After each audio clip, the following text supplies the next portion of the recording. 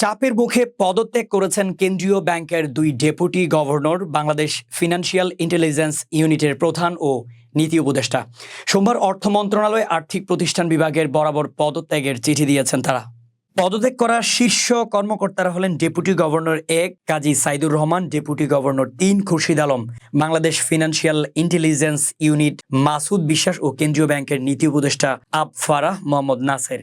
এর আগে শীর্ষ কর্মকর্তাদের দুপুর ১টার মধ্যে পদত্যাগের আলটিমেটাম দেন শিক্ষার্থীরা। দুপুর ১২টার দিকে বাংলাদেশ ব্যাংকের প্রধান কার্যালয়ে উপস্থিত হয়ে শিক্ষার্থীদের পক্ষে সব আলটিমেটাম দেন মহিউদ্দিন রনি। এরপর একে একে পদত্যাগ করেন ৪ শীর্ষ কর্মকর্তা।